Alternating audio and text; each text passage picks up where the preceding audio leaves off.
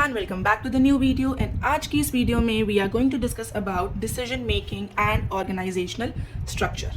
तो सबसे पहले हम स्टार्ट करते हैं कि डिसीजन मेकिंग का जो कॉन्सेप्ट है उसका मतलब क्या होता है। ठीक है, तो डिसीजन मेकिंग का वर्ड है जो डिसीजन है, इसका जो मीनिंग है ये लैटिन वर्ड से डिराइव हुआ है एंड दिस मीन्स डिसाइडो और डिसाइजो, मतलब कटिंग ऑफ।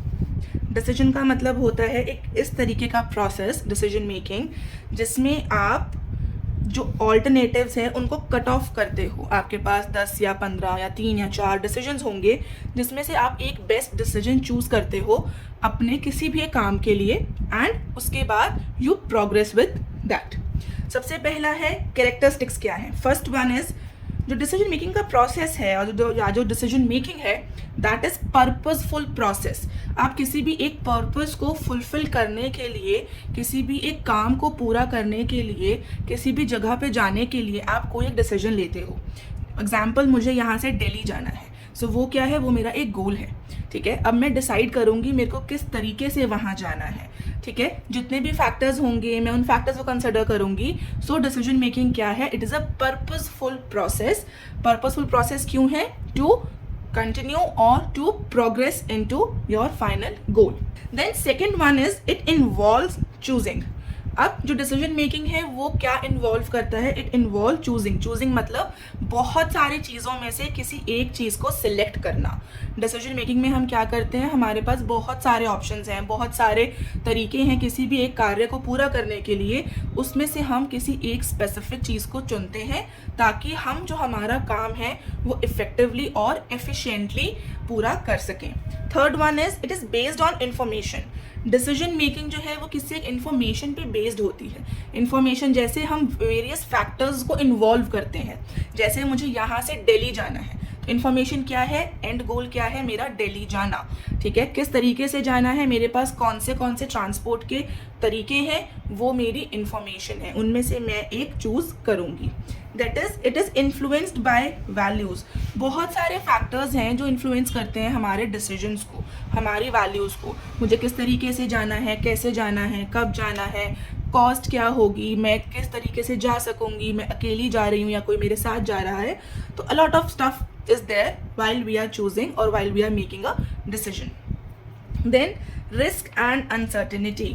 ज़रूरी नहीं है आप जो भी डिसीजन ले रहे हो, जो भी डिसीजन आपने बाकी सब में से चुनकर आपको बेस्ट लग रहा है वो सही हो, उसमें रिस्क भी हो सकता है। So decision making also involves risk and uncertainty of that particular decision.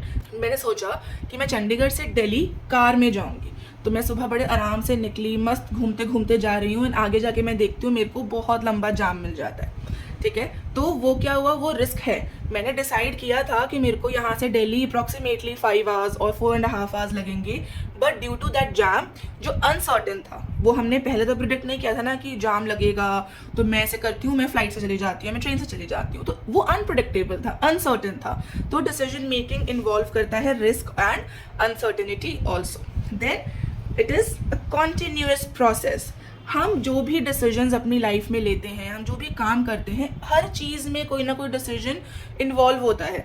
आज सुबह ब्रेकफास्ट में क्या खाया, मम्मी ने 3-4 ऑप्शंस दी, तो उसमें से जो मेरा मन था मैंने वो खाया, that is also a decision.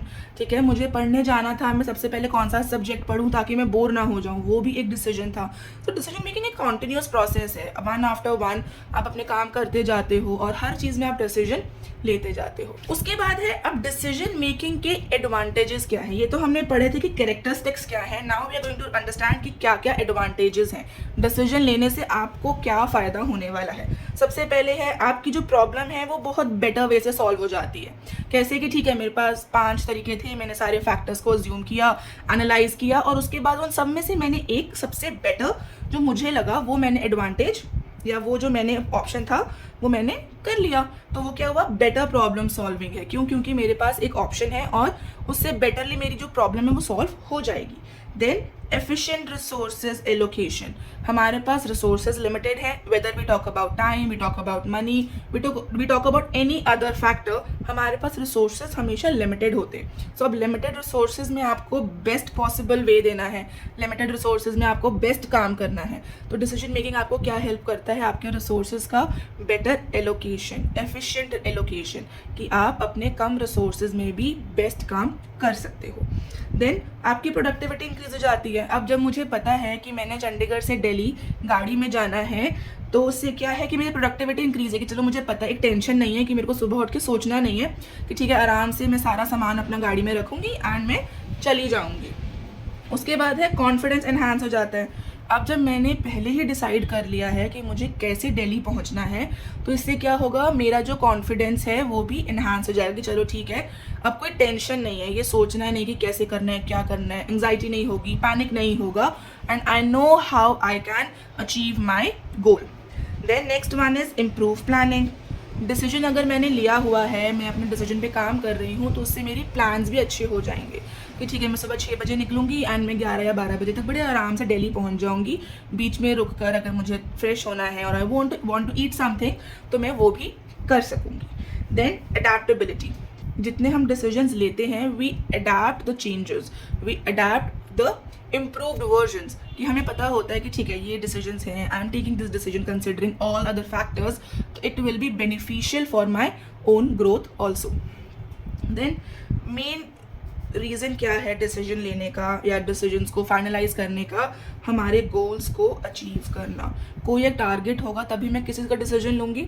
ठीक है, सुबह ब्रेकफास्ट में क्या खाने का डिसीजन इसलिए लिया क्योंकि टमी फुल करना है, पूरे दिन एनर्जेटिक रहना है, अच्छा मस्त खाना खाना है। ठीक है, पढ़ाई पहले कौन सा सब्जेक्ट करें सो दैट कि मेरे को स्टार्टिंग में ही नींद ना आ जाए, मैं स्टार्टिंग में ही ना बोर हो जाऊं।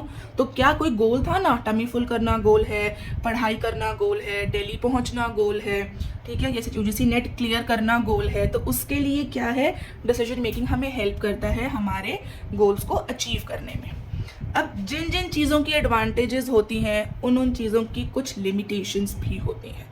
ठीक है, सबसे पहला क्या है, जो डिसीजन मेकिंग है ये ना बहुत टाइम कंज्यूमिंग है। क्यों? क्योंकि कितने सारे फैक्टर्स हैं जो कंसिडर करोगे, कितनी सारी चीज़ें हैं जो कंसिडर करोगे। ठीक है, उसके बाद जाकर आप एक डिसीजन लेते हो और फिर हम कहते हैं जो डिसीजन जो है वो रिस्क भी है और उसमें अनसर्टेनिटी भी है, ये भी एक पंगा है। ठीक है, तो ये एक लिमिटेशन है कि टाइम कंज्यूमिंग है। ऐसा कुछ नहीं कोई कह सकता कि अगर आपने सोचा कि मैं नेट के एग्जाम में सिर्फ और सिर्फ 5 मिनट करके चला जाऊंगा तो मेरे अच्छे नंबर्स आ जाएंगे। There is no such rule. Time consuming है decision making, but it is the utmost important thing to do while you are achieving your goals. Then it is conflict भी होता है कि मुझे कुछ और डिसीजन चाहिए, मेरे टीम मेंबर्स को कुछ और डिसीजंस चाहिए, मुझे कुछ और खाना था, मम्मी को कुछ और खाना था, मुझे कुछ और पढ़ना था, लेकिन मुझको लगता है कि टफ सब्जेक्ट कुछ और है तो मैं पहले वो पढ़ूँ। तो इट इज़ वो हमेशा कन्फ्लिक्ट का स्टेज रहता है when we are deciding something और when we are doing something. Then bias decision है, समटाइम्स हम अपनी कन्वीनियंस के अकॉर्डिंग कोई डिसीजन ले लेते हैं कि मुझे कार से कहीं ट्रैवल करना ज़्यादा कन्वीनियंट लगता है, तो मुझे लगता है कि नहीं मैं तो गाड़ी से ही ट्रैवल करूँगी, चाहे मेरे को उसमें टाइम ज़्यादा भी लग रहा है। ठीक है, मैं ट्रेन कंसिडर नहीं करूँगी बिकॉज मेरे को लगता है कौन पहले यहाँ से कैब लेके स्टेशन जाए, फिर वहाँ से कैब लेकर अपने डेस्टिनेशन पर जाए। सो वो बायस डिसीजन होता है। देन रिस्क ऑफ एरर, जैसे हमने कैरेक्टरिस्टिक्स में बात की थी ना कि रिस्क और अनसर्टेनिटी होती है, वैसे ही इसकी एक लिमिटेशन भी है कि रिस्क ऑफ एरर। देखो एरर हो सकता है, हम ह्यूमंस हैं, नो वन इज़ परफेक्ट। ऐसा कुछ डिसीजन नहीं है कि अगर मैंने कोई डिसीजन लिया और वो बिल्कुल 110% सही होगा। ठीक है, तो ये है हमारी डिसीजन मेकिंग की limitations. Now let's talk about what are the types of decisions. सबसे पहला है हमारा रूटीन डिसीजन। ये वो डिसीजंस होते हैं जो हम डे टू डे लाइफ में लेते हैं, जो लोअर लेवल और मिडिल लेवल के managers day to day life में जो भी टाइप के डिसीजंस लेते हैं related to the organisation. Then strategic decision, taken by managers for growth of the organisation. ऐसी स्ट्रैटेजीज हमारे जो अपर लेवल है, टॉप लेवल मैनेजमेंट है, वो बनाती हैं ताकि हमारी ऑर्गेनाइजेशन की ग्रोथ भी हो और जो हमारे एम्प्लॉयज़ हैं उनको efficient as well as effective professional career भी मिले। Then the program decisions, GM managers लेते हैं to consider rules of the organization. किसी भी आप ऑर्गेनाइजेशन में काम कर रहे हो, हर ऑर्गेनाइजेशन का अपना एक सेट ऑफ रूल्स, अपने एक सेट ऑफ रेगुलेशंस होते हैं, वो होते हैं हमारे program decisions. Then unprogrammed decisions कौन से होते हैं? Taken to resolve exclusive and uncommon problems of the company. कभी कभी कोई ऐसी प्रॉब्लम कंपनी में आ गई है, आपको कैसे सॉल्व करना है, उस टाइम पे हमें कोई हम सिस्टम नहीं चेक करते, उस टाइम पे we just sit down, create a meeting and after that हम उस प्रॉब्लम पे काम करके एक अच्छा डिसीजन लेते हैं ताकि वो प्रॉब्लम एलिमिनेट हो जाए। देन इरिवर्सिबल डिसीजन, ये डिसीजंस ना ही चेंज किए जा सकते हैं, ना ही ये डिसीजन अपटर्न किए जा सकते हैं। ऐसे डिसीजंस जो ऑर्गेनाइजेशन एक बार ले लेती है तो उसके बाद उसको वो चेंज नहीं कर सकती है।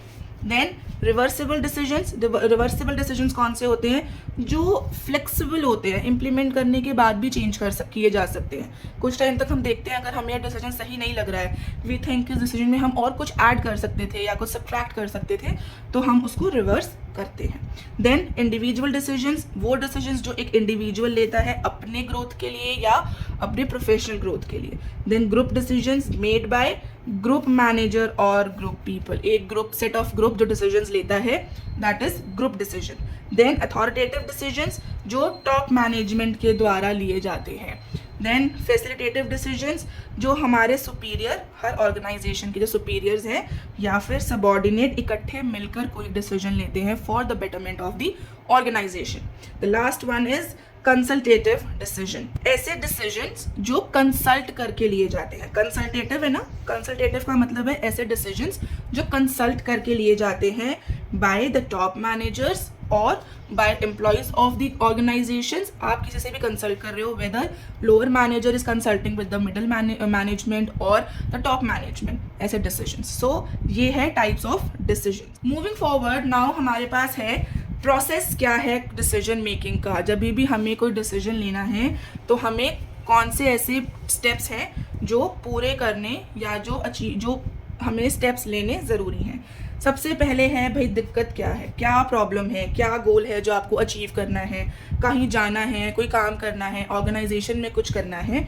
उसके बाद उसके लिए इंफॉर्मेशन गैदर करना, जितनी भी इंफॉर्मेशन हमें उस डिसीजन को लेने में हेल्प कर सकती है, उस गोल को अचीव करने में हेल्प कर सकती है, हम वो सारी इंफॉर्मेशन को गैदर करते हैं। उसके बाद हम क्या करते हैं, हम ऑल्टरनेटिव जनरेट करते हैं। जैसे मुझे अब चंडीगढ़ से दिल्ली जाना है, this is Chandigarh and this is Delhi, मुझे चंडीगढ़ से दिल्ली जाना है, ठीक है। प्रॉब्लम क्या है या एंड गोल क्या है? To reach Delhi. जितनी इन्फॉर्मेशन अवेलेबल थी मेरे पास चंडीगढ़ से दिल्ली जाने के लिए, वो मैंने सारी इन्फॉर्मेशन कलेक्ट कर ली। नाउ ऑल्टरनेट जनरेट किया। ऑल्टरनेटिव क्या है कि मैं या तो कार से जा सकती हूँ या मैं ट्रेन से जा सकती हूँ, मैं फ़्लाइट भी ले सकती हूँ, ठीक है, या मैं बाइक से जा सकती हूँ, ठीक है। ये मेरे सारे क्या हैं? ये मेरे सारे ऑल्टरनेटिव्स हैं, ठीक है। अब इसके बाद मैंने हर एक ऑल्टरनेटिव को इवैल्यूएट किया। इवैल्यूएट का मतलब है मैंने फैक्टर्स कंसिडर किए कि क्या ये ऑल्टरनेटिव सही है या गलत है। एक एक ऑल्टरनेटिव को उठाएंगे और समझेंगे कि क्या गाड़ी से जाना सही ऑप्शन है या ट्रेन से जाना सही ऑप्शन है या फ्लाइट या बाइक, किसी भी तरीके से मेरे को अपना जो एंड का गोल है वो अचीव करना है, तो कौन सा बेस्ट मेथड है, ठीक है। इवैल्यूएट किया, गाड़ी से जाने में कितना पेट्रोल लग रहा है, कितना टाइम लग रहा है, कितने लोग जा सकते हैं, कितना कॉस्ट फ्रेंडली है। ट्रेन से जाने के लिए क्या क्या फैक्टर्स कंसिडर करने पड़ेंगे, टिकट्स करानी पड़ेगी, टिकट्स की अवेलेबिलिटी देखनी पड़ेगी, फिर मुझे यहाँ से अगर जाना है तो मैं किस तरीके से जाऊँगा, गर्मी है, धूप है, whatever the condition is. Then flight से जाने के लिए कितना टाइम पहले जाना पड़ेगा, ज़्यादा पैसे लगेंगे, क्या टाइमिंग है, फ़्लाइट की अपने खुद के टाइमिंग्स होते हैं, ट्रेन के अपने खुद के टाइमिंग है। तो ये सारे फैक्टर्स को इवैल्यूएट करके मैं एक डिसीजन लूँगी कि मुझे इन चारों में से किस से दिल्ली जाना है। Then I will implement that decision कि भाई मेरे को तो गाड़ी से जाना है, क्यों, मैं अपने कन्वीनियंस से जा सकती हूँ, पैसे भी कम लग रहे हैं, जहाँ मन किया रोक लूँगी, ओके। देन मैंने क्या किया, उस डिसीजन को इम्प्लीमेंट किया, और उसके बाद जब मैं दिल्ली पहुंच गई, then I evaluated the outcome, evaluated my decision कि क्या गाड़ी से जाना मेरे लिए सही था या सही नहीं था। Now talking about decision making की थ्योरीज। डिसीजन मेकिंग की थ्योरीज या किसी भी टॉपिक की थ्योरीज हम करेंगे तो वो बहुत ही ज़्यादा इंपॉर्टेंट टॉपिक है, बहुत बार उससे क्वेश्चंस आए हैं यूजीसी नेट के एग्जाम्स में। तो थ्योरीज को आप अच्छे तरीके से समझना, करना, और इसके कभी कभी बहुत सिंपल क्वेश्चंस भी आते हैं और बहुत ही ट्रिकी क्वेश्चंस भी आते हैं। सबसे पहले हम बात करते हैं नॉर्मेटिव डिसीजन थ्योरी की। ये दी थी पीएफ ड्रकर्स और एनसॉफ ने। ये जो थ्योरी है ये किस पे फोकस करती है, to finding best decisions among several alternative. Normative decision theory में था कि एक सेट ऑफ रूल्स हैं या एक सेट ऑफ रूल्स को आप फॉलो करके आप अपने डिसीजंस को ले सकते हो। बेस्ट पॉसिबल डिसीजन को फाइंड करने में नॉर्मेटिव थ्योरी जो है वो हमारी हेल्प करती है कि किस तरीके से हम out of all the alternative अपनी प्रॉब्लम को सॉल्व करने के लिए, अपने गोल को अचीव करने के लिए एक बेस्ट डिसीजन ले सकते हैं। Then next one is descriptive theory. Descriptive theory ये बताती है that how to make decisions by studying the behaviour of people. लोगों का बिहेवियर पढ़कर, लोगों का बिहेवियर समझकर आप किस तरीके से एक अच्छा डिसीजन ले सकते हो। ये थ्योरी दी थी मार्च एंड सियराट ने, ठीक है। This is called descriptive theory.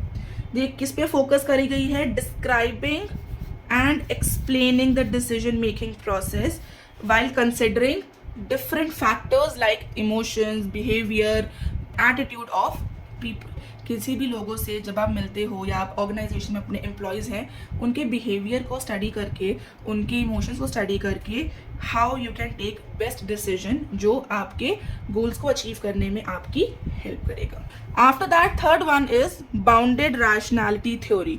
ये थ्योरी दी थी हार्बर्ट ए सिमोन ने, और ये थ्योरी काफ़ी बार एग्जाम में आई हुई है, तो इस थ्योरी को आप अच्छे से पढ़कर जाना।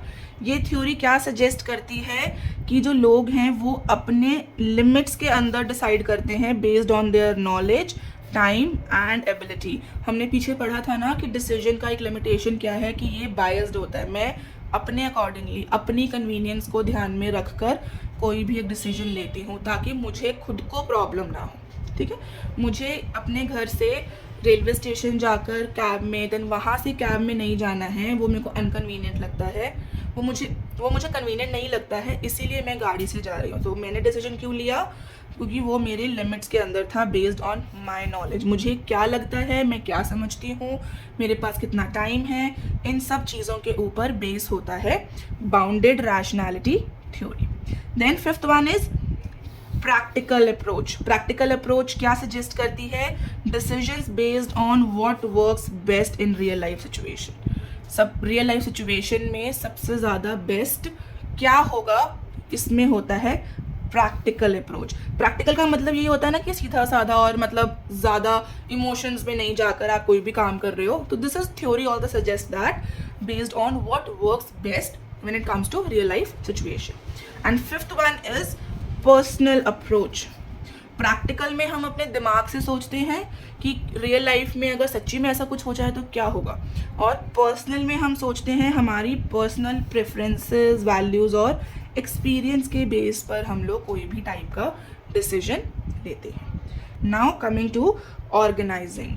ऑर्गेनाइजिंग का मतलब क्या होता है, मम्मी हर टाइम बोलती रहती है बेटा कबर्ड ऑर्गेनाइज कर लो, अपने फ्लोर रूम ऑर्गेनाइज कर लो, बुक्स ऑर्गेनाइज कर लो। इसका क्या मतलब है, इसका मतलब है अपनी चीज़ों को सही जगह पर रखो, तरीके से रखो, ताकि जब आपको ढूंढनी हो उस टाइम पर आपको सारी चीज़ें बड़े आराम से मिल जाए। तो ऑर्गेनाइजिंग क्या प्रोवाइड करती है, provide right thing, human resources, financial resources, physical resources eight right time. घर में अगर हम बात करें तो अगर आपने अपनी बुक्स, अपनी कबर्ड, अपने ड्रॉर्स, अपना बेड अच्छे से ऑर्गेनाइज किया हुआ है, तो जब भी आपको कोई भी बुक या कोई भी कपड़ा कुछ भी चाहिए तो आप बहुत ईजिली ले सकते हो। तो ऑर्गेनाइजिंग क्या एम करती है, सही चीज़ें, humans, resources, whether it's financial और फिजिकल, सही टाइम पर हमें मिल जाएं। मुझे अपने ऑर्गेनाइजेशन के लिए एक एसईओ एक्सपर्ट चाहिए। क्यों? ताकि मैं अपनी ऑर्गेनाइजेशन को और बेटर सोशल प्लेटफॉर्म दे सकूं। तो अगर मुझे चाहिए तो मेरे को पहले से होना चाहिए। ऐसा तो नहीं है कि कल मेरे को वीडियो डालनी है या आज शाम को मुझे वीडियो डालनी है और मैं अभी एसईओ एक्सपर्ट ढूंढ रही हूँ। तो राइट टाइम पर और राइट चीज़ें अगर होंगी तो मेरा जो काम है वो अच्छे तरीके से हो जाएगा। अब ऑर्गेनाइजेशनल स्ट्रक्चर क्या होता है? सबसे पहले बेटा समझने की ज़रूरत है कि स्ट्रक्चर क्या होता है। स्ट्रक्चर एक तरीके का ढांचा होता है। जैसे बिल्डिंग है, ठीक है, जैसे मान लो एक 3 स्टोरी बिल्डिंग है तो उसका एक स्ट्रक्चर है कि पहले ग्राउंड फ्लोर है, उसके ऊपर फर्स्ट फ्लोर है, फिर सेकंड फ्लोर है, फिर थर्ड फ्लोर है। तो ये एक बेसिक स्ट्रक्चर है कि ऐसे ही आप इस पे काम करोगे, ठीक है। तो ऑर्गेनाइजेशनल स्ट्रक्चर क्या है? जहां पर हमारी ऑर्गेनाइजेशन एक सही ढांचे में एक सही तरीके से सही प्रोसेस के साथ बनी हुई है ताकि कोई कंफ्यूजन ना हो। फॉर्मली डिवाइड की गई है कि एडमिन इधर होगा, एम्प्लॉयज इधर होंगे, बोर्ड ऑफ डायरेक्टर की मीटिंग इधर होगी, वो डिपार्टमेंट इधर है, स्टॉक का डिपार्टमेंट इस तरफ है, देन प्लानिंग एंड प्लॉटिंग इस तरफ होगी। तो एक फॉर्मल डिविजन है हमारे ऑर्गेनाइजेशन की। तो that is organizational structure, set of method dividing task to determine duties and coordinating them. एक ऐसा सेट ऑफ मेथड है, एक ढांचा है, एक तरीका है जहाँ पे हमने ड्यूटीज को और जो भी हमारी रूल्स और रेगुलेशंस प्रोसेस है उनको सही तरीके से किसको क्या बताना है वो किया हुआ है। कोई भी अगर आपको इस टॉपिक से रिलेटेड क्वेश्चन है, कोई क्वेरी है, आप नीचे कमेंट बॉक्स में हमें लिख सकते हैं। Just keep studying, take care.